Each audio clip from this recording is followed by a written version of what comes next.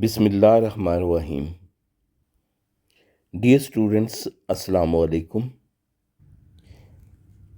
Chemistry curriculum for class first year. We are discussing chapter number 5, which is about states of matter. States are phases of matter. This is our second lecture from this chapter, and this lecture is about vapor pressure. This lecture is based upon student learning outcome, which states that describe the physical properties of liquids such as vapor pressure. और dear students, हम इस lecture में ये learn करेंगे कि vapour pressure क्या होता है, वेपर प्रेशर और एवेपोरेशन के दरमियान रिलेशनशिप क्या है, वेपर प्रेशर और को कौन कौन से फैक्टर इफ़ेक्ट करते हैं, वेपर प्रेशर और बॉइलिंग पॉइंट के दरमियान क्या रिलेशनशिप है, और बॉइलिंग पॉइंट किन फैक्टर्स पर डिपेंड करता है। ये तमाम जो है ये इस टॉपिक से रिलेटेड जो है ये फिनोमिनन्स हैं जो हम अपने इस लेक्चर में डिस्कस करेंगे। जिस स्टूडेंट देखते हैं कि वेपर प्रेशर क्या होता है। सपोज इस कंटेनर में एक लिक्विड है like water, molecules are moving randomly in this different direction. They possess different kinetic energy according to their speed. जब कोई फास्ट मूविंग मॉलिक्यूल लिक्विड की सरफेस पे पहुंचता है तो अपनी ग्रेटर काइनेटिक एनर्जी की वजह से वो इंटरमॉलिक्यूलर फोर्सेस ब्रेक करके जो है वो वेपर फेस में एंटर हो जाते हैं। ये प्रोसेस जैसे आप जानते हैं कि ये एवेपोरेशन कहलाता है। This is evaporation. तो अगर ये लिक्विड एक ओपन कंटेनर में मौजूद है तो ये जो लिक्विड एवेपोरेट होता रहेगा और वेपर्स एयर में एस्केप होते रहेंगे। लेकिन अब सपोज कीजिए कि ये लिक्विड एक क्लोज कंटेनर में एनक्लोज्ड है। अब इस क्लोज कंटेनर के अंदर मॉलिक्यूल जो हैं वो एयर में एस्केप नहीं हो सकते। ये लिक्विड के मॉलिक्यूल जो हैं ये एवेपोरेट करेंगे from the surface and will enter into the space above the surface of liquid. ये यहाँ से अब एस्केप नहीं कर सकते। They remain collected in the space above the surface of liquid. With the passage of time, rate of evaporation increases, यानी more and more liquid molecules are converted into the vapors. At the same time, what will happen, ये जो molecules हैं ये क्योंकि different direction में move करते हैं, they collide with one another with the walls of container, and even they will collide with the surface of liquid. जब कोई स्लो मूविंग मॉलिक्यूल लिक्विड की सरफेस के साथ टकराता है तो लिक्विड की इंटरमॉलिक्यूलर फोर्सेस उसको वापस लिक्विड स्टेट में कन्वर्ट कर देती हैं। तो इस तरह इस क्लोज कंटेनर में दो प्रोसेसेस साइमल्टेनियसली होंगे। एक evaporation, evaporation is the conversion of liquid into vapours, evaporation, और दूसरा conversion of vapour molecule back into the liquid state, जिसको हम क्या कहते हैं, this is known as the condensation. Initially, rate of evaporation is greater as compared to the rate of condensation. With the passage of time, जब rate of evaporation जो है वो ज़्यादा होता है तो rate of condensation भी ज़्यादा होता है। एक स्टेज ऐसी आएगी जब लिक्विड की सरफेस के ऊपर स्पेस वेपर से कंप्लीटली सैचुरेट हो जाएगी। तो अब वेपोरेशन का प्रोसेस स्टॉप नहीं करेगा, बल्कि यूं होगा कि जितने लिक्विड के मॉलिक्यूल्स वेपर फेस में कन्वर्ट होते हैं, उतने ही वेपर मॉलिक्यूल्स वापस लिक्विड स्टेट में कन्वर्ट होंगे। यानी rate of evaporation rate of condensation के इक्वल हो जाएगा, या यूं कह लीजिए कि लिक्विड और वेपर फेस के दरमियान एक इक्विलिब्रियम एस्टेब्लिश हो जाएगा। Liquid they will exist liquid will exist in equilibrium with its vapour face, और ये इक्विलिब्रियम जो है ये डायनामिक होगा, यानी स्टैटिक नहीं होगा। That process will continue in both the direction, however the space concentration of vapors above the surface of liquid will remain constant, dynamic equilibrium। तो इस डायनामिक इक्विलिब्रियम पर एक पर्टिकुलर टेम्परेचर पर वेपर मॉलिक्यूल जितनी force per unit area exert करते हैं, जितना pressure exert करेंगे, वो प्रेशर क्या कहलाएगा? That is known as the vapour pressure. तो इस तरह हम वेपर प्रेशर को दो तरह से डिफाइन कर सकते हैं।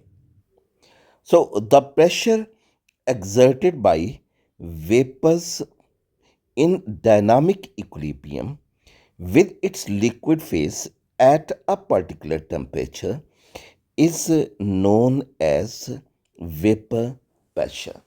यानी जब लिक्विड और वेपर फेस एक दूसरे के साथ डायनामिक इक्विलिब्रियम पर हैं एक पर्टिकुलर टेम्परेचर पर, तो उस वक्त वेपर मॉलिक्यूल्स जितना प्रेशर एक्सर्ट करते हैं, वो प्रेशर वेपर प्रेशर कहलाता है।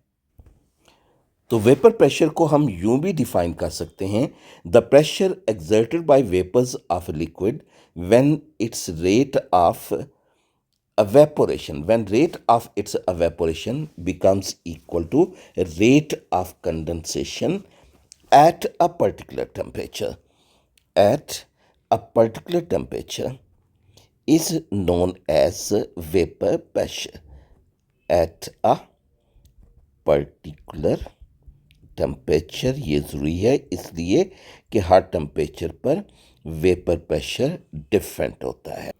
Dear student, there are two major factors which affect the rate of which affect the vapor pressure. Number one is the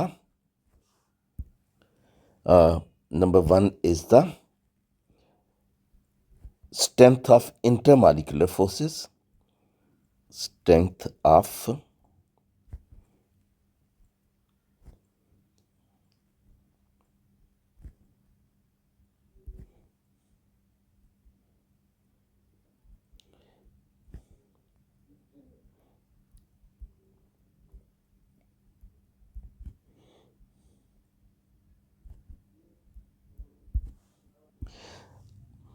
D students, अगर एक लिक्विड में intermolecular forces weaker हैं तो उसका रेट ऑफ एवेपोरेशन ज़्यादा होगा, वेपर प्रेशर जो है वो ज़्यादा होगा।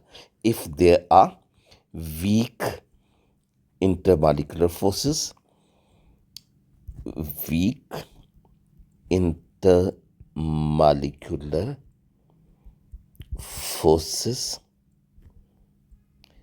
लिक्विड का रेट ऑफ एवेपोरेशन ज़्यादा होगा, हाई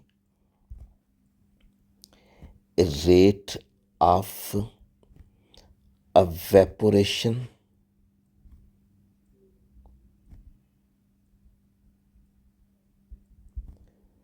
और इसका वेपर प्रेशर भी ज़्यादा होगा, high vapour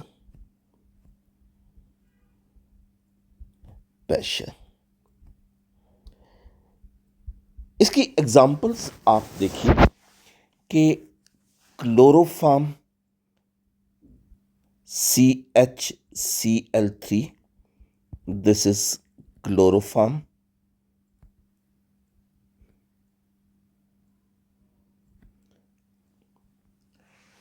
ethyl ether, di ethyl ether,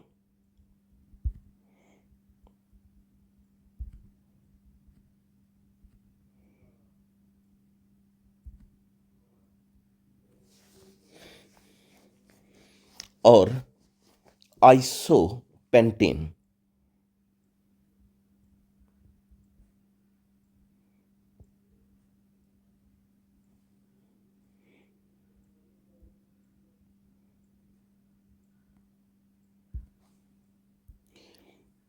chloroform में डाइपोल डाइपोल फोर्सेस होती हैं। ये पोलर मॉलिक्यूल है, डाइपोल डाइपोल फोर्सेस।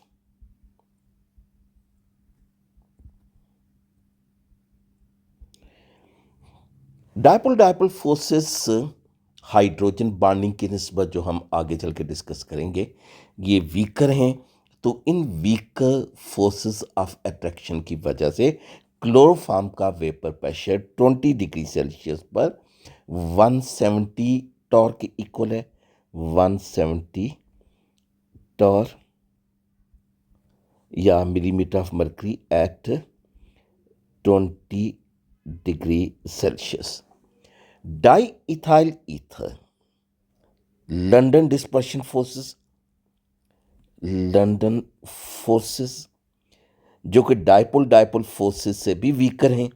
तो इन वीकर फोर्स ऑफ अट्रैक्शन की वजह से diethyl ether evaporate with fast rate, और इसका वेपर प्रेशर जो है ये हाई है। It is equal to 442.2 torr at 20 degree Celsius. और आइसोपेंटेन में भी लंदन फोर्सेस एग्जिस्ट करती हैं। लंदन फोर्सेस, और इसका वेपर प्रेशर इसी टेम्परेचर पर 580 टार के इक्वल है। 580 टार आर मिलीमीटर ऑफ मर्क्यूरी। अब आप इसको कंपेयर कीजिए ऐसे लिक्विड के साथ जिसमें इंटरमॉलिक्यूलर फोर्सेस स्ट्रॉन्गर होती हैं। तो अगर इंटरमॉलिक्यूलर फोर्सेस स्ट्रॉन्गर हैं तो रेट ऑफ एवेपोरेशन लो होगा। लो rate of evaporation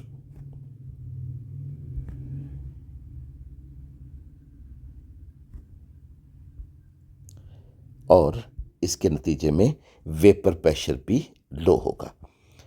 low vapour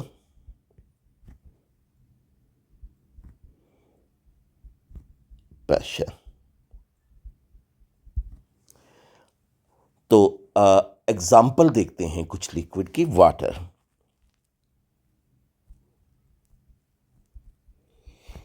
in water molecules are held by strong force of attraction which are hydrogen bonding. This is intermolecular forces are hydrogen bonding, और इन stronger hydrogen bonding की वजह से water का vapour pressure 20 degree Celsius पर 43.9 Tor के equal है। 43.9 Tor at 20 degree Celsius. इसी तरह आप देखिएगा glycerol.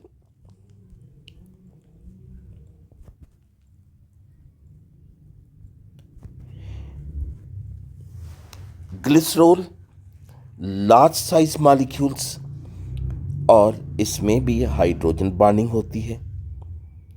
Hydrogen bonding is stronger than water. Hydrogen bonding stronger than water, और इस वजह से ग्लिसरॉल का वेपर प्रेशर जो है ये बहुत कम होगा 20 डिग्री सेल्सियस पर। It is 0.00016 torr at 20 degree Celsius. Mercury, mercury जो मेटल है लेकिन लिक्विड स्टेट में एग्जिस्ट करता है, तो मरकरी में एटम्स के दरमियान बहुत स्ट्रॉन्ग मेटलिक बॉन्डिंग है, स्ट्रॉन्ग मेटलिक बॉन्डिंग। तो इन स्ट्रॉन्ग मेटलिक बॉन्डिंग की वजह से इसका रेट ऑफ एवेपोरेशन कम होगा, वेपर प्रेशर भी कम होगा। So strong metallic bonding that will result in the formation of low vapor pressure which is equal to 0.012 torque के इक्वल होगा। तो ये इस तरह ये पहला factor strength of intermolecular forces ये शो कर रहा है कि अगर इंटरमॉलिक्यूलर फोर्सेस स्ट्रॉन्गर होंगी तो रेट ऑफ एवेपोरेशन लो होगा, वेपर प्रेशर कम होगा। और अगर इंटरमॉलिक्यूलर फोर्सेस वीकर होंगी, रेट ऑफ एवेपोरेशन हाई होगा और वेपर प्रेशर भी हाई होगा। स्टूडेंट, दूसरा फैक्टर है temperature. No, increase in temperature increases the kinetic energy of liquid molecules. High temperature पर क्या होगा? No, at high temperature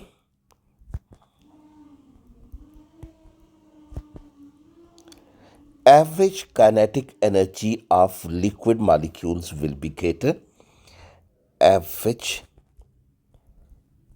kinetic energy ज़्यादा हो जाएगी, that will be higher,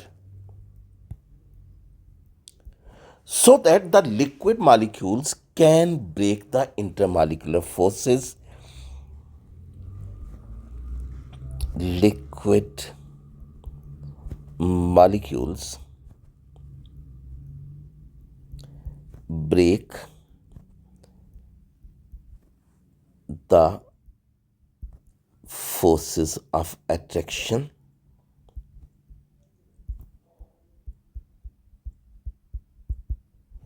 and enter into the air as vapors, that is escape out as vapors।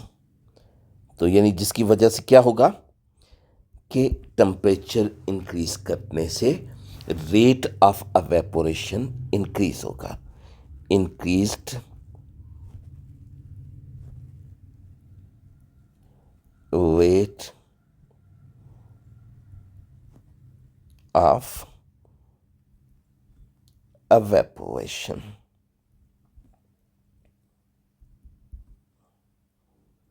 जिससे क्या होगा कि वेपर प्रेशर भी ज़्यादा हो जाएगा, that will be result in the increase in the vapour pressure.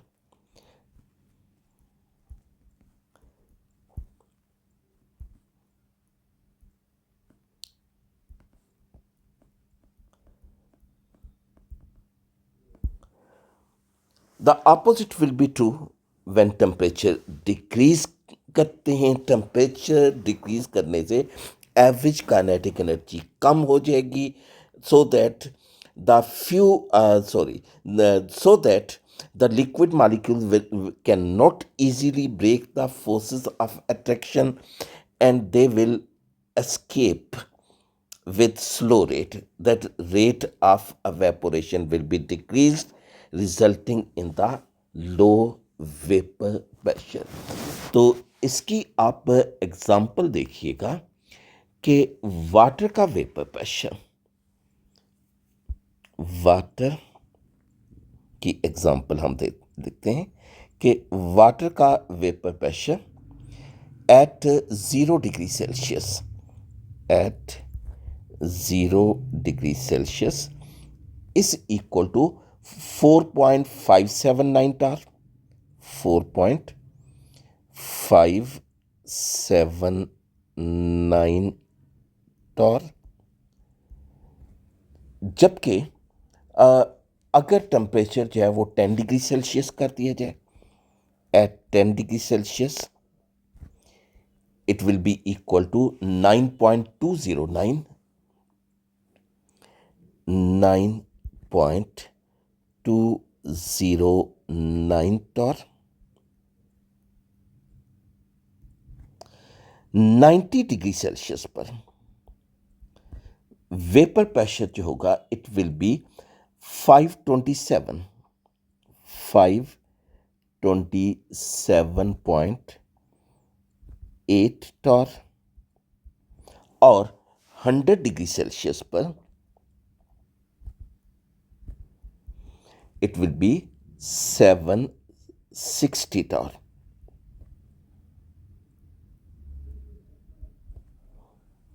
यहां पे आप एक और डिफरेंस देखिएगा कि टेम्परेचर जब 0 से 10 डिग्री सेल्सियस तक इंक्रीज कर रहा है तो वेपर प्रेशर में इंक्रीज कम है, तकरीबन 5 टॉर की। इसकी रीजन ये है कि लो टेम्परेचर पर वाटर मॉलिक्यूल्स की एवरेज काइनेटिक एनर्जी कम होगी, therefore there will be less increase in vapour pressure.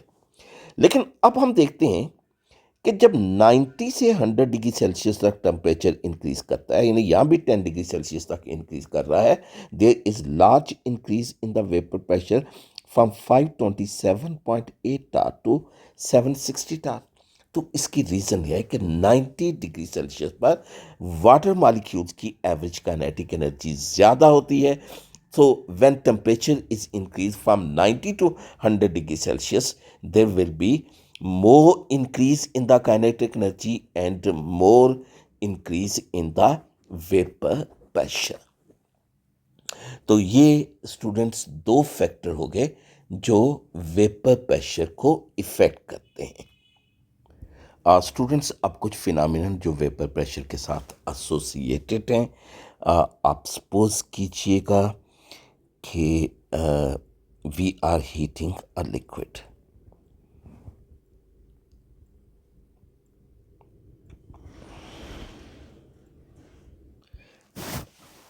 जब हम एक लिक्विड को हीट करते हैं तो इसका वेपर प्रेशर इंक्रीज करता है, रेट ऑफ एवेपोरेशन इंक्रीज करता है। जैसे अब हम स्टडी कर चुके हैं, हीट करने से क्या होगा कि फॉर्मेशन ऑफ वेपर्स ना सिर्फ लिक्विड की सरफेस पर होगी, यानी सरफेस मॉलिक्यूल्स भी अवेपोरेट करेंगे क्योंकि सरफेस पे मॉलिक्यूल्स की काइनेटिक एनर्जी जो है वो ज़्यादा होती है, ठीक है। And process of formation of vapours also takes place below the surface. Below surface भी ये जो है वो वेपर्स प्रोड्यूस होंगे and these vapours will form the bubbles. ये बबल्स जो हैं ये अपनी लो डेंसिटी की वजह से सरफेस तक रीच करेंगे और वहाँ पे ये ब्रस्ट करेंगे, leaving the vapours into the air. ये जो वेपर्स एस्केप करते हैं ये क्या करते हैं, they exert the pressure. With increase in the temperature, the formation of bubbles and the process of their bursting at the surface will increase and vapor pressure will also increase. जब इस liquid का vapour pressure external pressure या atmospheric pressure के equal हो जाता है, this is atmospheric pressure. तो जब इस लिक्विड का vapour pressure atmospheric pressure which is equal to 760 torr के इक्वल हो जाता है तो उस वक्त बबल्स की फॉर्मेशन और उसकी बर्स्टिंग बहुत रैपिड हो जाती है। हम ये कहते हैं कि लिक्विड बॉयल कर रहा है। और जिस टेम्परेचर पर लिक्विड बॉयल करता है, यानी जिस टेम्परेचर पर इसका वेपर प्रेशर एटमॉस्फेरिक प्रेशर की इक्वल हो जाता है, उस टेम्परेचर को इस लिक्विड का बॉइलिंग पॉइंट कहा जाता है। तो इस तरह हम बॉइलिंग पॉइंट यूं डिफाइन करते हैं कि it is the temperature at which the vapor pressure of liquid becomes equal to atmospheric pressure or some other external pressure. जी, so this is the definition of boiling point। इसकी अब हम जो है वो एग्जाम्पल्स देखते हैं। तो वाटर का बॉइलिंग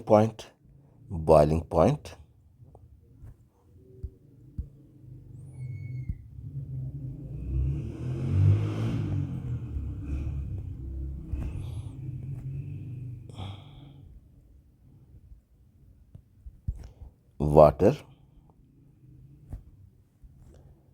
100 डिग्री सेल्सियस और ethyl alcohol C2H5OH. This is ethanol or ethyl alcohol.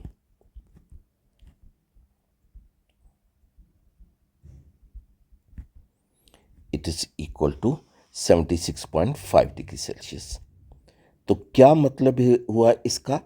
तो इसका मतलब जो है वो ये बनता है कि 100 डिग्री सेल्सियस पर वाटर का वेपर प्रेशर एटमॉस्फेरिक प्रेशर के इक्वल हो जाता है, जबकि इथाइल अल्कोहल के केस में 76.5 डिग्री सेल्सियस, या बाद बुक में इसको 78 भी, इसमें not 76, it is 78.26 degree Celsius, 78.26 degree Celsius पर एथानॉल का वेपर प्रेशर एटमॉस्फेरिक प्रेशर के इक्वल हो जाता है। सो these are the two examples of the boiling points. Students, temperature of the boiling liquid remains constant.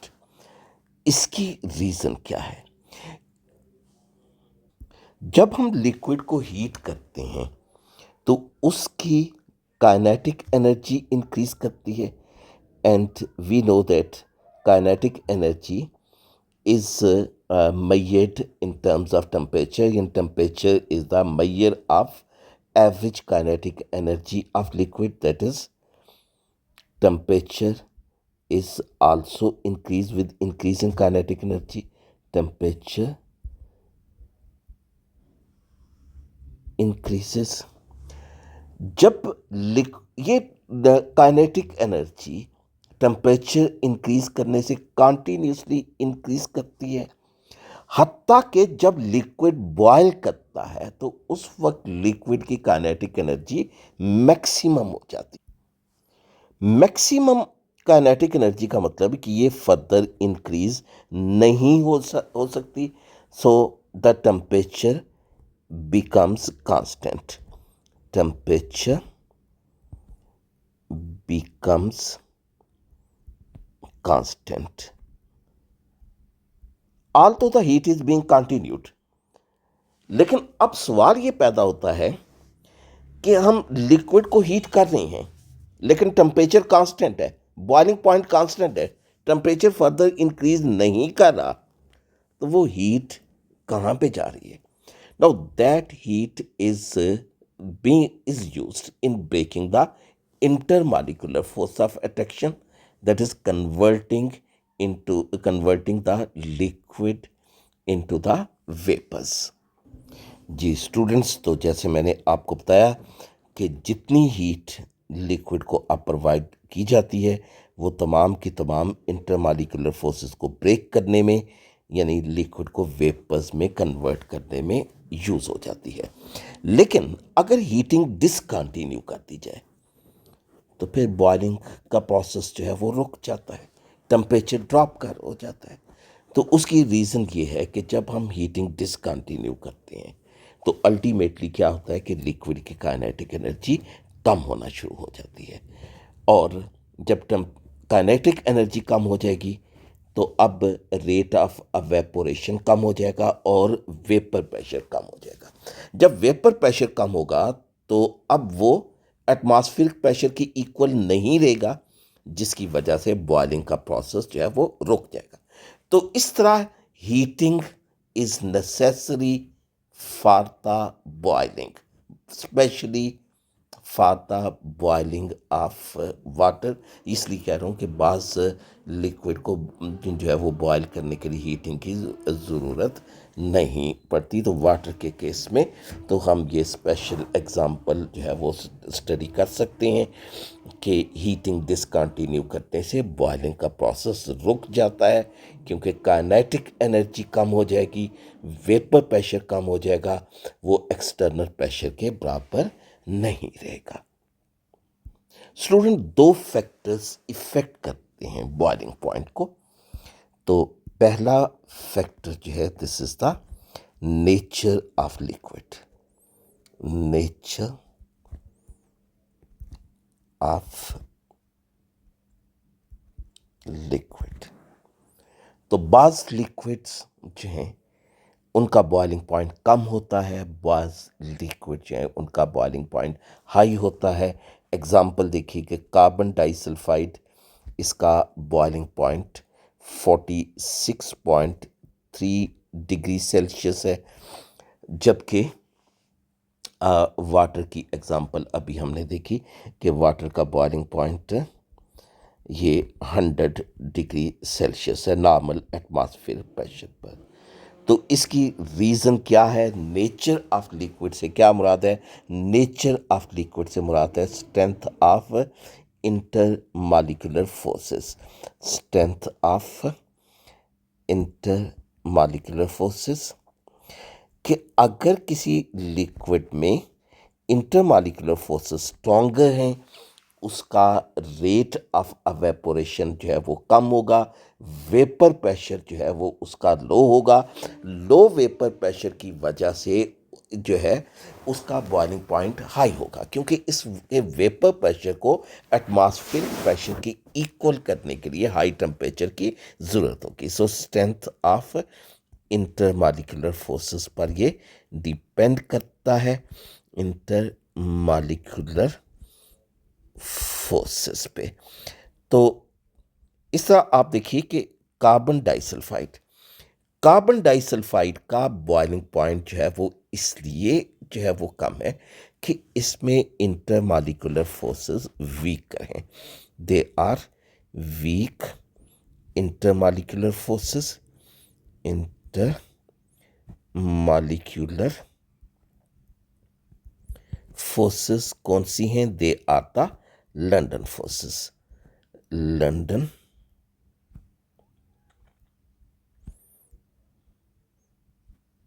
Forces. इसके मुकाबले में water का बॉइलिंग पॉइंट ज़्यादा है, it is equal to 100 degree Celsius. तो 100 डिग्री सेल्सियस या हाई बॉइलिंग पॉइंट क्यों है? It is due to strong hydrogen bonding, strong intermolecular force of attraction which are hydrogen bonding. Student, दूसरा factor जो कि boiling point को effect करता है, दैट इज द एक्सटर्नल और एटमॉस्फेरिक प्रेशर, एटमॉस्फेरिक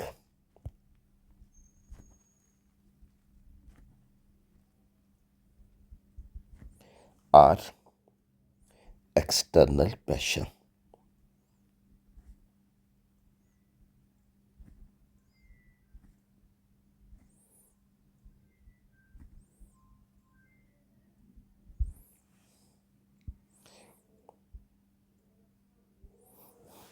तो अगर जो है, सॉरी, ये बॉइलिंग पॉइंट की आप डेफिनेशन देखें कि boiling point is the temperature at which the vapor pressure of liquid becomes equal to the atmospheric pressure or any other pressure to which it is subjected। यानी boiling point external pressure पर directly depend करता है। Liquid ने उस temperature पर boil करना है जिस टेम्परेचर पर उसका वेपर प्रेशर एक्सटर्नल प्रेशर की इक्वल हो जाए। तो अगर एक्सटर्नल प्रेशर जो है वो हाई है, if external pressure is high, if external pressure is high,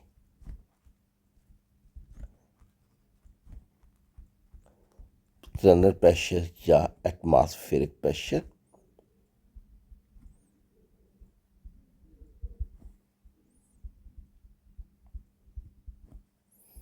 is high, तो ऐसी सूरत में जो क्या होगा कि vapour pressure will become equal to high external pressure at high temperature, that is vapour pressure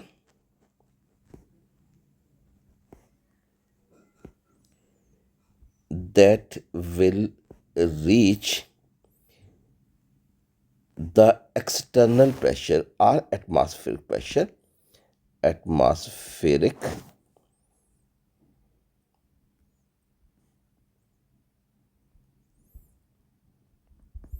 pressure at high temperature. At high temperature,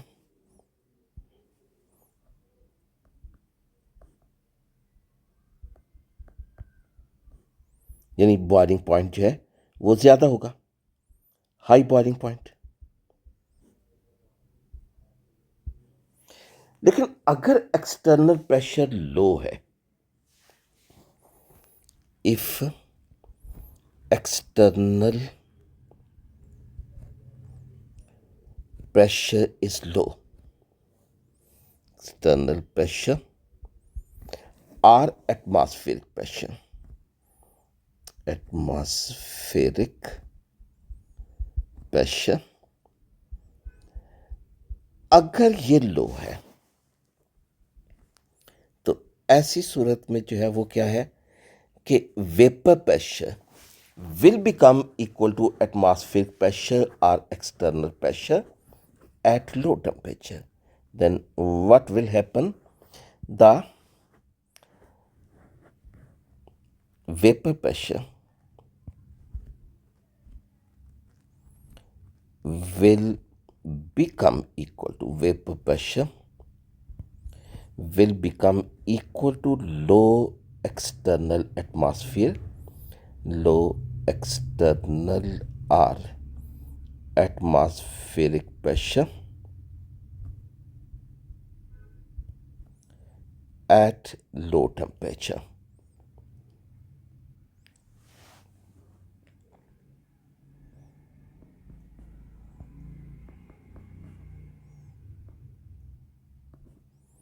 यानी boiling point will be decrease, that is it will possess low boiling point.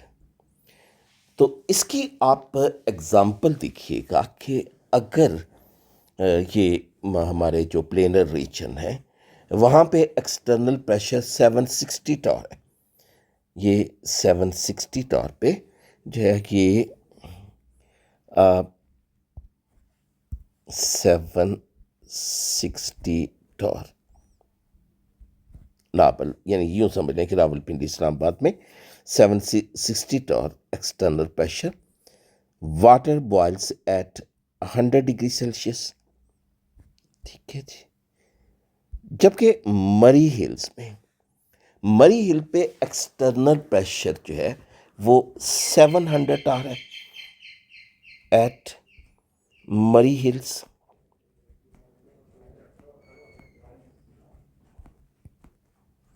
External pressure is 700 torr और 700 Tor पे water 98 degree Celsius पर जो है ये boil करेगा।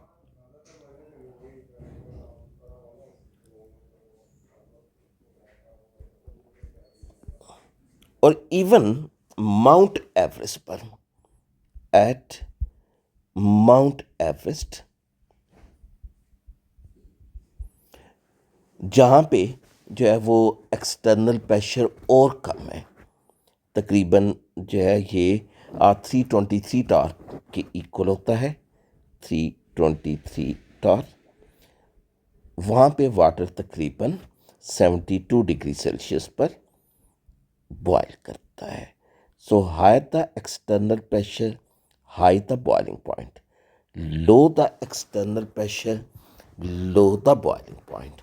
और अगर सपोज कीजिएगा कि अगर जो है वो एक्सटर्नल प्रेशर, अगर एक्सटर्नल प्रेशर जो है ये 23.7 टार तक रिड्यूस कर दिया जाए तो ऐसी सूरत में वाटर 25 डिग्री सेल्सियस पर बॉयल करेगा।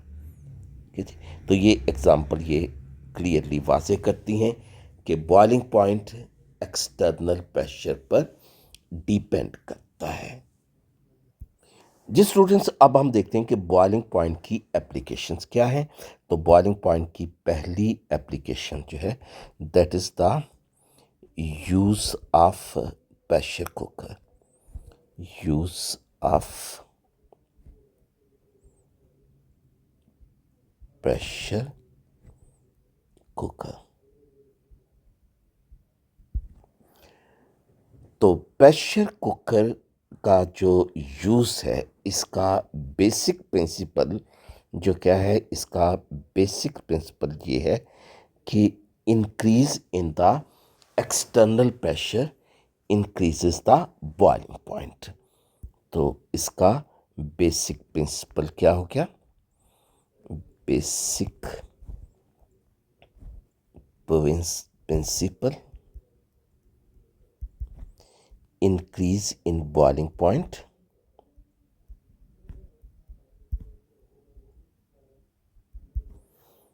by increase in external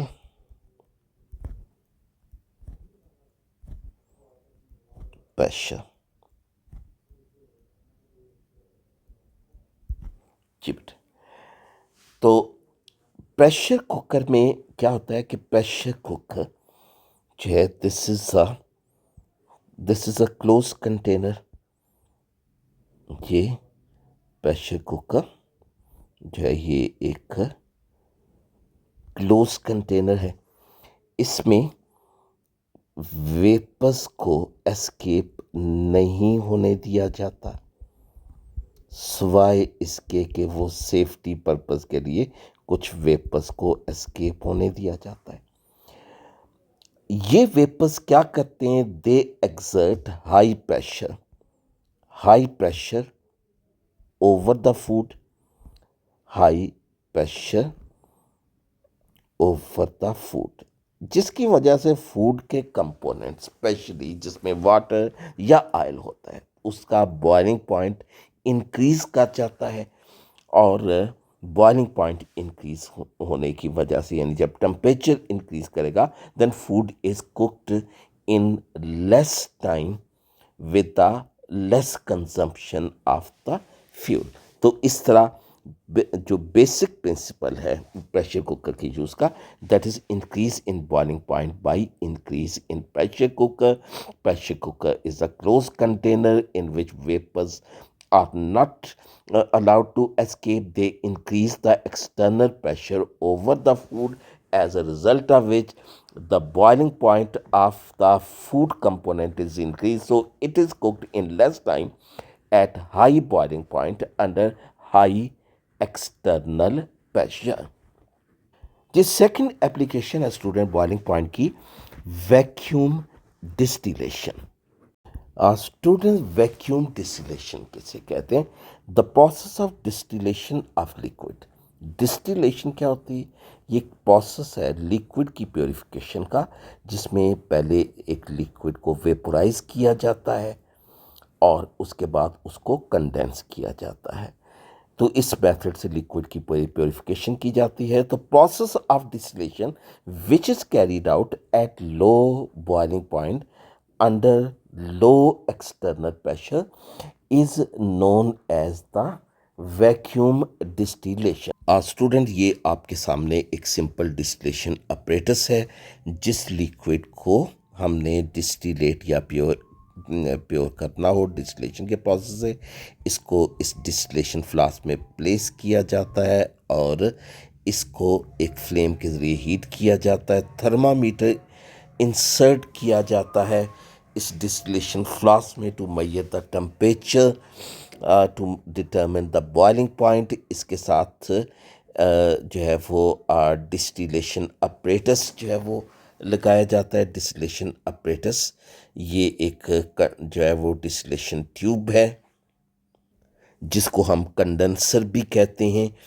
तो ये जब हम हीट करते हैं तो वेपर्स यहाँ पे जो प्रोड्यूस होते हैं, ये इस कंडेंसर में एंटर होंगे और ये कंडेंसर का रीजन, इसमें कोल्ड वाटर फ्लो करता है। तो ये जब वेपर्स इस कंडेंसर में एंटर होंगे तो जैसे ही इस कोल्ड रीजन में पहुंचेंगे तो वो कंडेंस होके लिक्विड इख्तियार कर लेंगे, और ये कंडेंस लिक्विड यहाँ पे इस इस फ्लास्क में, कलेक्शन फ्लास्क में सॉरी, ये जमा होता रहेगा।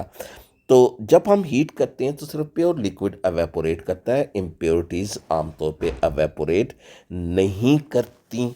तो इस तरह यहाँ पे हमें प्योर लिक्विड, या जिसको हम डिस्टिलेट कहते हैं, ये हासिल होगा। दिस इज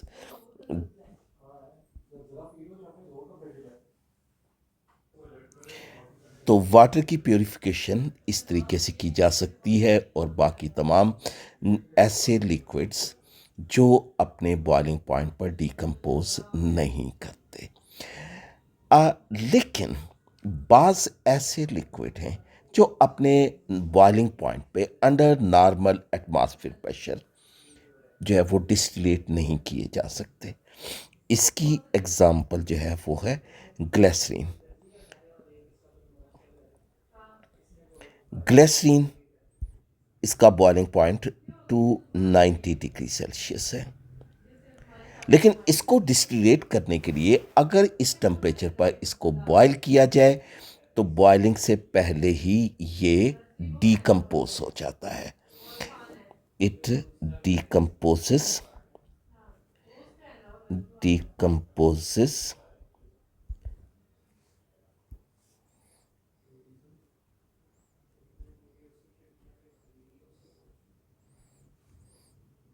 ये डिकम्पोज कर जाता है below at temperature below it's